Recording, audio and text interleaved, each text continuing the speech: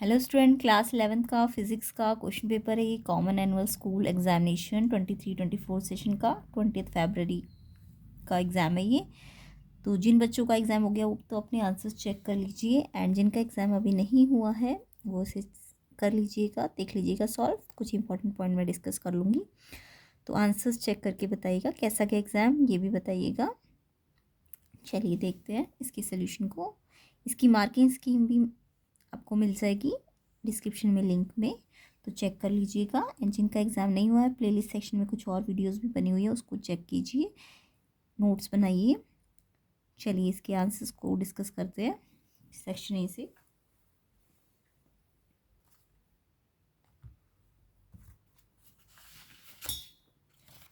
तो first question है, इन van der Waals equation P plus A by V square, V minus B equal to RT, P pressure, V volume, R universal gas constant, T temperature. Dimension formula पूछा है B constant के लिए। तो यहाँ पे बच्चों option C answer है, L की पावर C। अब इसे सॉल्व कैसे करना है ये भी मैं आपको बता देती हूँ। तो इसमें तो यहाँ पे देखो, आपको क्वेश्चन में दिख रहा है कि P plus A by V square तभी प्लस हो सकता है जब इनकी डायमेंशन दोनों के सेम होंगे। P की dimension A by V square के डायमेंशन के इक्वल होंगे, तभी तो ये ऐड हो पाएगा। इसके अलावा V माइनस बी है, तो V की डायमेंशन B के बराबर होने चाहिए, स्मॉल b के, है ना। तो ये हम डायमेंशनल एनालिसिस का रूल लगाएंगे यहाँ पे। तो अगर मैं P की dimension A by V square कह रही हूँ, तो ये वी स्क्वायर को आप यहाँ भेज दो, तो पी वी स्क्वायर की डायमेंशन A के बराबर हो जानी चाहिए, है ना। A क्या है यहाँ पे, A आपका ए और बी कॉन्स्टेंट्स है, ठीक है। तो पी वी स्क्वायर की डायमेंशंस आप निकाल सकते हो। पी के लिए, पी मतलब प्रेशर का डायमेंशनल फॉर्मूला आपको आना चाहिए। वी वॉल्यूम का डायमेंशन तो L into B into H, यानी कि L3 होता है और स्क्वायर भी लगा है। और फिर आपको प्रेशर का फॉर्मूला सही यूनिट वाइज फॉर्मूला पता है, न्यूटन पर मीटर स्क्वायर, एंड इसका क्या होता है मीटर क्यूब, एंड स्क्वायर लगा तो मीटर 6। तो यानी कि ये न्यूटन मीटर स्क्वायर और मीटर 6 यानी न्यूटन M4 आ जाएगा, है ना। ये मीटर स्क्वायर से ऊपर जाके पावर 4 हो जाएगी। और आपको भी मैंने बताया बी की डायमेंशन वॉल्यूम की डायमेंशन के बराबर है, तो B L³ हो जाएगा। वैसे तो ए की डायमेंशन आपको पूछी नहीं थी, अदरवाइज न्यूटन और M4 की आप डायमेंशन निकाल सकते थे, बट आपको बी की पूछी है तो इसलिए L³ इसका आंसर है। सी ऑप्शन इसका आंसर हो जाएगा। चलिए नेक्स्ट क्वेश्चन देखते हैं। Velocity time graph of an object.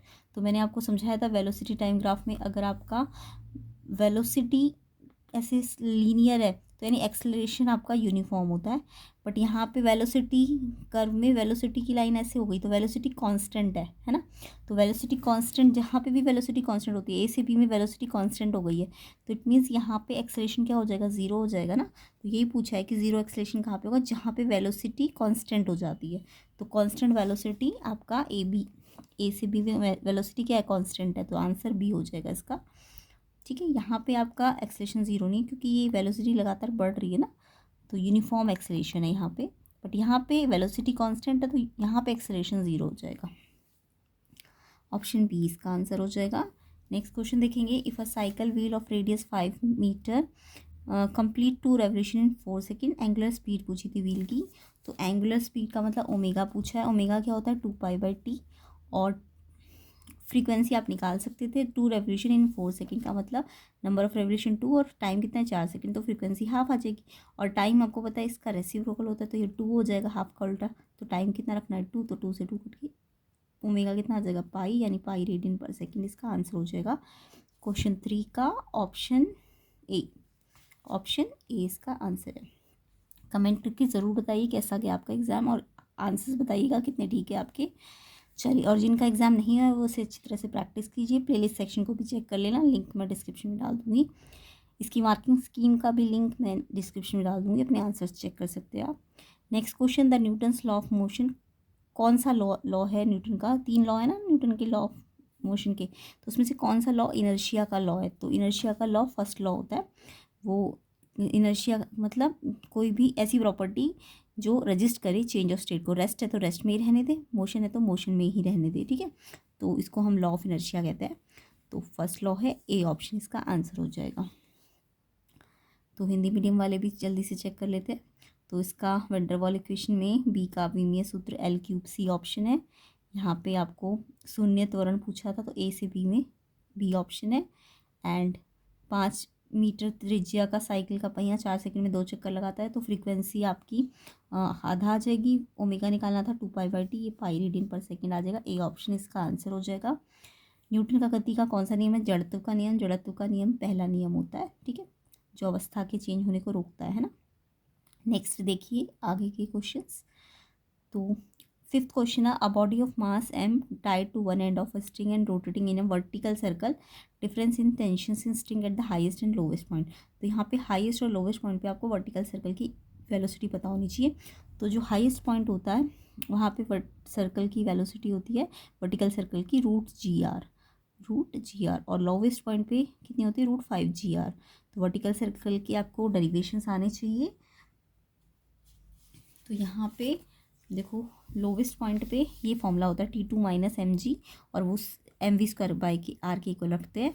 तो यहाँ से अगर मैं v निकालूँ तो ये देखो v √5g r है ना, तो अगर स्क्वायरिंग करूँ तो रूट हट जाएगा, तो ये स्क्वायरिंग करके ये स्क्वायर हो जाएगा और इस पे से रूट हट जाएगा, है ना। अब यहाँ से v²/r कितना आ जाएगा? 5g आ जाएगा। तो इसमें v²/r की जगह हमने क्या रख दिया? 5g, और साथ में m था, तो ये 5mg हो जाएगा, और ये mg वहाँ जाके प्लस हो जाएगा, तो T2 हमारा 6mg आ जाएगा। सेम ऐसे ही हम हाईएस्ट पॉइंट के लिए करेंगे, तो ये फॉर्मूला T1 + mg mv²/r हो जाएगा। अब यहाँ पे देखो हाईएस्ट पॉइंट पे मैंने आपको बताया था v1 = √g r होता है। अब इसका भी स्क्वायरिंग करो तो ये v1² = यहाँ पे रूट हट जाएगा, और ये v²/r नीचे आ जाएगा और g आ जाएगा। तो v²/r की जगह आप ये v²/r की जगह g रख दो, तो mg हो जाएगा। mg से ये mg कट जाएगा, तो ये T1 कितना हो जाएगा? 0। और फिर दोनों का डिफरेंस निकालोगे तो ये आ जाएगा 6, तो 6 आएगा दोनों टेंशंस का डिफरेंस। तो ऑप्शन डी आएगा, ऑप्शन फिफ्थ का। तो आई होप ये क्वेश्चन आपको समझ आ गए, कमेंट करके ज़रूर बताइएगा। नेक्स्ट क्वेश्चन नंबर 6 पे आते हैं। The equation of plane progressive wave given है आपको, और आपको इन्होंने बोला y एंड x सेंटीमीटर में t सेकंड में वेवलेंथ पूछी थी वेव की। तो सिंपल सा क्वेश्चन था आपका। यहाँ पे प्रोग्रेसिव वेव की इक्वेशन क्या होती है? y = a sin ω-t - kx। अब देखो अगर मैं इस इक्वेशन को इससे कंपेयर करूँ, इस इक्वेशन से, तो a तो मुझे दिख रहा है 5 है, a 5 है ना एम्पलीट्यूड, और ω-t के साथ जो है ओमेगा है, ओमेगा यानी 2π है, कंपेयर करने पे ω-t यानी 2π ओमेगा है। अब ओमेगा क्या होता है? 2πf, और ये 2π से 2π कट के f कितना आ गया? 1 हर्ट्ज। सेम ऐसे ये kx है, तो x को सेपरेट करके जो बचा हुआ है k है, k कितना है? 2π/200। यहाँ पे k होता क्या है? 2π/λ, तो ये आ जाएगा 2π/100 के बराबर। तो ये 2π कट के लैम्डा कितना आ जाएगा? 200। ये रेसिप्रोकल के तो इसे भी करोगे ना। अब आपको निकालना क्या था? इसमें वेवलेंथ निकालनी थी, तो सिंपल आ गई, है ना। और अगर क्वेश्चन में स्पीड भी निकालनी होती वेव की, तो स्पीड का क्या फॉर्मूला होता है? स्पीड का फॉर्मूला होता है लैम्डा × फ्रीक्वेंसी। तो ये लैम्डा और ये फ्रीक्वेंसी, तो ये स्पीड कितनी आ जाती है? इतने मीटर/सेकंड, सेंटीमीटर/सेकंड, है ना। और लैम्डा किस में आएगा? सेंटीमीटर में आएगा। तो इस तरीके से ये आपको कंपेयर करना था इस इक्वेशन के साथ वेव की इक्वेशन को। तो आंसर क्या आएगा? 200 सेंटीमीटर, ऑप्शन सी, क्वेश्चन 6 का आंसर। आई होप ये क्वेश्चन समझ आ गया होगा आपको। नेक्स्ट क्वेश्चन नंबर 7 पे आते हैं। A body of mass 2 kg initially at rest पे थी, और फिर वो move under the action of an applied horizontal force of 7 newton on a table. Work done by applied force in displacing the body of 125 metre. तो उसमें कितना work करना पड़ा अप्लाइड फोर्स के द्वारा?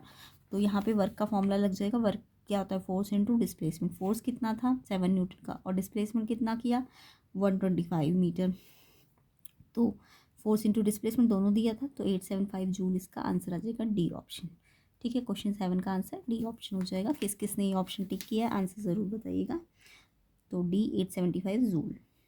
नेक्स्ट क्वेश्चन है, the moment of inertia of a circular disc of mass M radius R about an axis passing through centre and perpendicular to its plane. तो यहाँ पे moment of inertia circular disc का plane की perpendicular पे निकालना था, तो ये होता है बी ऑप्शन, 12 mr²। इसका आंसर किस किस ने 12 mr² लिखा? कमेंट ज़रूर करके बताइएगा। तो ऑप्शन बी इसका आंसर हो जाएगा। तो हिंदी मीडियम वाले भी देख लीजिए। तो 5th क्वेश्चन का आंसर, उच्चतम और निम्नतम बिंदुओं पे डोरी में तनाव पूछा था, कौन सा सर्कल? ऊर्ध्वाधर वृत्त। तो इसका आंसर 6 mg है, जो कि मैंने अभी आपको एक्सप्लेन करके समझा दिया है। ठीक है, नेक्स्ट क्वेश्चन, एक प्रगामी गुणावृत्ति तरंग की इक्वेशन दी थी, तो उसकी तरंग दैर्घ्य निकालनी थी। तो ये भी इस इक्वेशन को इससे कंपेयर करना था, तो इससे तरंग दैर्घ्य 200 सेंटीमीटर आ जाएगी। नेक्स्ट क्वेश्चन, तो ऑप्शन सी इसका आंसर हो जाएगा। इसके बाद यहाँ पे आपको कार्य निकालना था, कार्य 875 जूल आ जाएगा, डी ऑप्शन। और एम और आर त्रिज्या की वृत्ताकार चकती के केंद्र से गुजरती लंबवत निकालना है, तो ये हाफ एम आर स्क्वायर है, बी ऑप्शन। नेक्स्ट क्वेश्चन देखते हैं। तो ये डिटेल सोल्यूशन समझा रही हूँ मैं, और मार्किंग स्कीम में तो जस्ट आंसर्स लिखे होंगे, तो आपको डिटेल सोल्यूशन भी समझ में आने चाहिए। चलिए नेक्स्ट क्वेश्चन देखते हैं। Question number 9, the angular momentum of a body changes from L to 4L in 3 second, the torque acting on the body. तो यहाँ पे एंगुलर मोमेंटम बॉडी का L से 4L जा रहा है 3 सेकेंड में, तो टॉर्क पूछा है। तो अगर आपको टॉर्क के फॉर्मूले आते हैं, तो टॉर्क क्या होता है, delta L by delta D. मतलब जैसे फोर्स को तो आता है ना, तो आपको rate of change in momentum, तो यहाँ पे फोर्स को अगर मैं एंगुलर टर्म मतलब इसको मैं 3D में बोल तो फोर्स की जगह एनालॉगी क्या होती है, टॉर्क होती है ना, एंगुलर एनालॉगी टॉर्क। पी की एंगुलर एनालॉगी एल होती है, एंगुलर मोमेंटम, ये लीनियर ये एंगुलर, और ये टी। तो torque delta L by delta T, L मतलब एंगुलर मोमेंटम।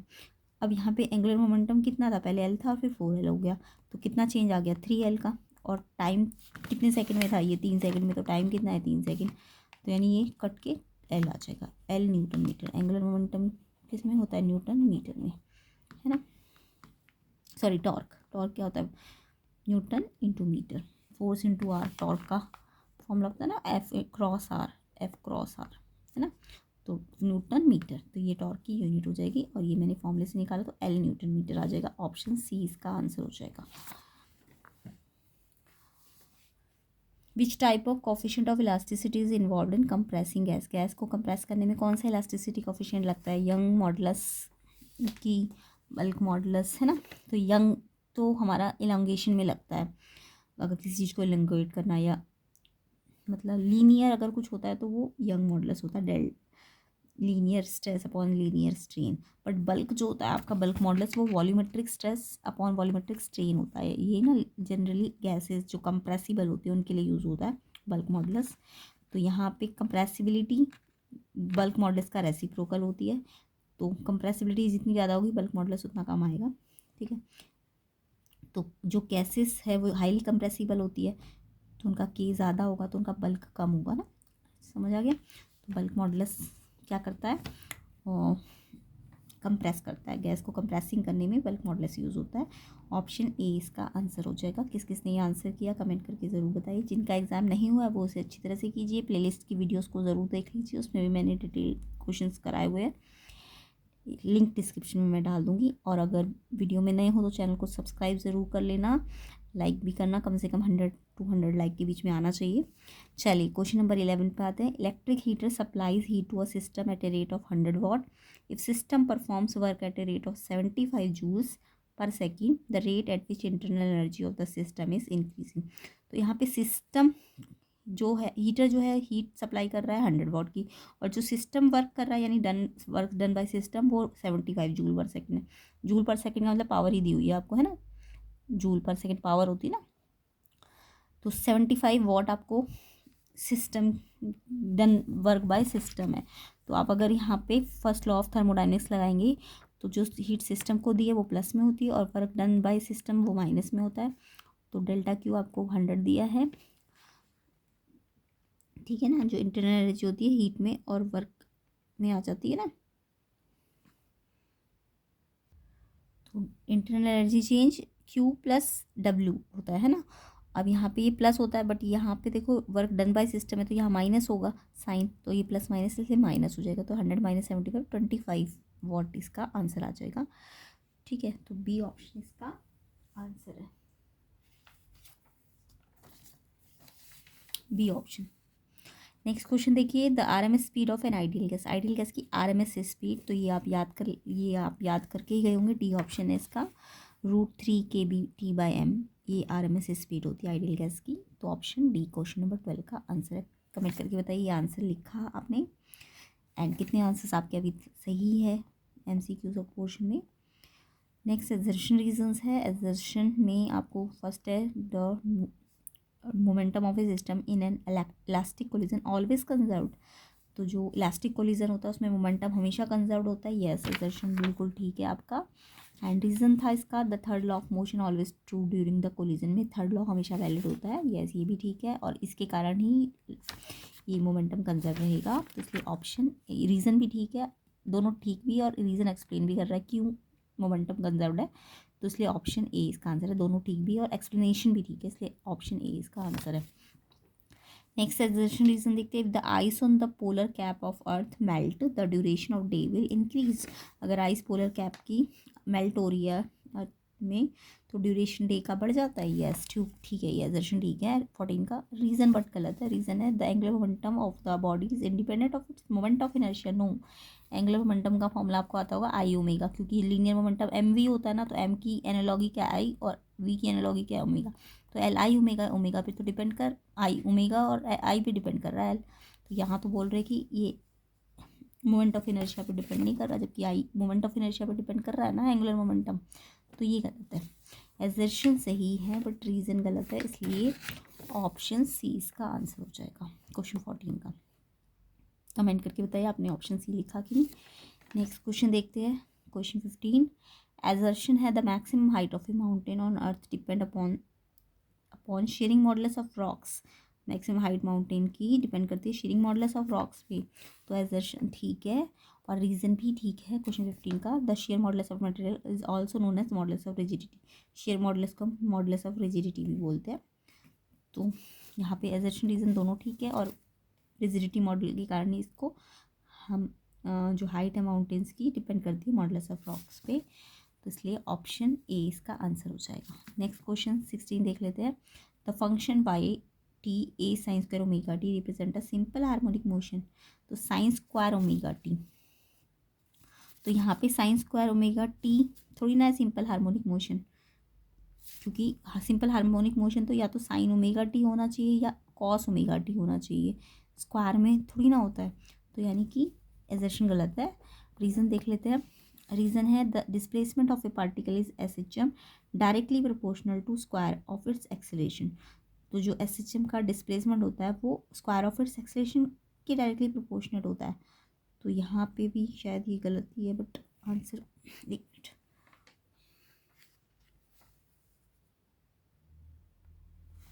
तो देखो एजर्शन एजर्शन ठीक है बट रीज़न गलत है। रीज़न देखो, एजर्शन क्यों ठीक है, क्योंकि ये जो साइंस का ओमेगा टी है, इसे मैं चाहती तो सिंप्लीफाई करके कॉस ओमेगा टी में ला सकती हूँ। अभी मैंने आपको बताया एस एच एम या तो ए साइन ओमेगा टी होना चाहिए या कॉस ओमेगा टी होना चाहिए, तो देखो ये ए साइन स्क्वायर ओमेगा टी को अगर मैं फॉर्मूला वाइज इसमें लाऊँ तो कैसे लाऊंगी, तो मेरे को पता है कि ये formula 1 minus cos x 2 sine square x by 2 होता है, ये सबको पता होगा, हाफ एंगल फॉर्मूला होता है, यानी कि अगर इस एक्स को डबल किया तो ये 2 साइन स्क्वायर एक्स हो जाएगा। अब 2 साइन स्क्वायर एक्स 2 बनाने के लिए यहाँ 2 से मल्टीप्लाई और डिवाइड कर दो, तो 2 sine square x 1 minus cos cos 2 x, ये वाला फॉर्मूला, ठीक है। तो एक्स की जगह तो ओमेगा टी है, अब यहाँ पे इस पूरे 2 ओमेगा को हमने थोड़ी देर के लिए ओमेगा डैश मान लिया, तो ये देखो कॉस में आ गया ना, क्वेश्चन सिंप्लीफाई करके स्क्वायर तो हट गया, तो यानी ये एस एच एम है, ठीक है ये। बट यहाँ पे एल जो एक्सेलेरेशन बोला है एक्स स्क्वायर के डायरेक्टली प्रोपोर्शनेट होता है, तो ये गलत है। एस एच एम में जो एक्सेलेरेशन होता है वो माइनस एक्स के डायरेक्ट, मतलब एक्स के अपोजिट एक्स के डायरेक्टली प्रोपोर्शनेट होता है, और मतलब जो डिस्प्लेसमेंट होता है वो एक्सेलेरेशन के डायरेक्टली प्रोपोर्शनेट होता है, ना कि स्क्वायर के, स्क्वायर लिखा है यहाँ पे, तो यानी कि स्क्वायर के नहीं होता, एक्स के डायरेक्टली प्रोपोर्शनेट होता है, नेगेटिव डायरेक्शन में अपोजिट, तो इसे आप प्रूव भी कर सकते हो। कैसे, तो आपको पता है एक्स जो डिस्प्लेसमेंट की इक्वेशन होती है वो होती है ए साइन ओमेगा टी, तो यहाँ से अगर मैं D x by D T करूँ तो ए तो एज इट इज़ रहेगा, साइन ओमेगा टी का डिफ्रेंशिएशन करो कॉस ओमेगा टी, और फिर ओमेगा टी का करोगे तो ओमेगा बाहर आ जाएगा, और फिर डबल डिफ्रेंशिएशन करो तो इसका फिर से डिफ्रेंशिएशन करो a as it is omega cos omega, a omega constant है उसको ऐसे रखोगे, cos omega t sine omega t होता है, कॉस ओमेगा टी क्या होता है साइन ओमेगा टी, और फिर ओमेगा टी का करोगे तो ओमेगा एक और आ जाएगा, है ना। मतलब ये इन्होंने डिफ्रेंशिएशन किया है, तो मुझे लग रहा है साइन स्क्वायर बनेगा a omega as it is cos omega t sine, square नहीं आना चाहिए, साइन ओमेगा टी और फिर ओमेगा टी का एक ओमेगा, स्क्वायर गलती से लिखा है। तो यहाँ पे अगर मैं इस साइन, ये पूरे साइन, ये जो हमारा ए आया है ये क्या है, ये पूरा जो डबल डेरिवेटिव होता है ये एक्सेलेरेशन ही तो होता है। तो इसको हम लिख सकते हैं माइनस ओमेगा स्क्वायर ए साइन ओमेगा टी। देखो ये स्क्वायर नहीं है, यहाँ पे गलती से लिख दिया है। तो ये जो डबल डेरिवेटिव आया है, डबल डेरिवेटिव, ये जो डबल डेरिवेटिव आया है ये माइनस ए, पहले ओमेगा था फिर कॉस का क्या हुआ होगा साइन ओमेगा टी, और फिर ओमेगा टी का दोबारा क्या होगा तो एक और ओमेगा आया होगा। तो यानी ये एक्सेलरेशन, ये क्या होता है डबल डेरिवेटिव एक्सेलरेशन होता है minus a omega square sine omega t. और आपको पता है अगर मैं ओमेगा स्क्वायर को अलग कर लूँ तो ये ए साइन ओमेगा टी क्या था, ए साइन ओमेगा टी सबसे पहले क्या लिया था आपने, एक्स लिया था ना। तो इसकी जगह हम एक्स लिख देंगे। तो जो एक्सेलरेशन है वो एक्स की, ओमेगा स्क्वायर तो एक कांस्टेंट है तो वो एक्स के डायरेक्टली प्रोपोर्शनेट और अपोजिट डायरेक्शन में। ठीक है, तो यहाँ से एक्स ए स्क्वायर के नहीं होता, डायरेक्टली प्रोपोर्शनेट होता है। तो यानी रीज़न गलत है, इसलिए एजर्शन गलत नहीं हो सकता था क्योंकि हमारे ऑप्शन में तो ये होता ही नहीं ना कि दोनों गलत हो। अच्छा था एजर्शन फॉल्स, रीज़न फॉल्स, अच्छा था ना इसमें ऑप्शन था, एजर्शन भी फॉल्स हो सकता है, रीज़न भी फॉल्स हो सकता है। तो यानी फिर ये साइन स्क्वायर वाला ये भी गलत ही है क्योंकि साइन स्क्वायर कर तो दिया आपने, बट ये ए के साथ सीधा डायरेक्ट आना था, ये a/2 अलग आ गया, फिर ये अलग आ गया, तो दो का सम थोड़ी ना हो सकता है। तो यस, इसलिए ये भी गलत है और ये भी गलत है। तो इसे सही कर लेना, एजर्शन भी गलत है क्योंकि साइन स्क्वायर लगा हुआ है, स्क्वायर आपका क्या नहीं होता, SHM नहीं होता। हाँ अगर ये सिंप्लीफाई करके ये नंबर नहीं बचता, सिर्फ ये बचता तब तो ये होता, बट अभी नहीं है ये। ठीक है, तो ना तो ये ना ये है, तो इसलिए दोनों ऑप्शन गलत है। तो यानी ये ऑप्शन था ना आपका एजर्शन फॉल्स रीज़न फॉल्स, तो डी ऑप्शन इसका आंसर हो जाएगा।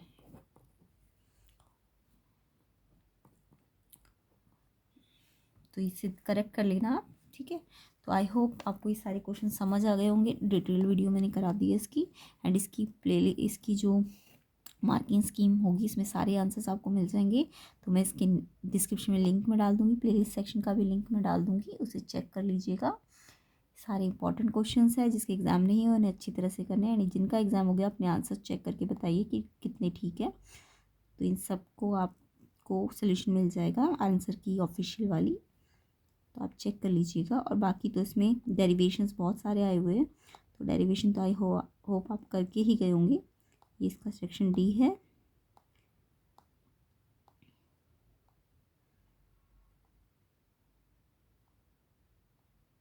तो ये सारे आंसर्स भी मैं बाद में करा दूंगी नेक्स्ट पार्ट में।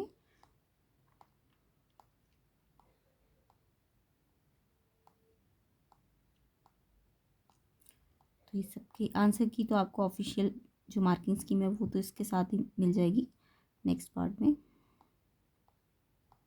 लिंक डिस्क्रिप्शन में मिल जाएगा।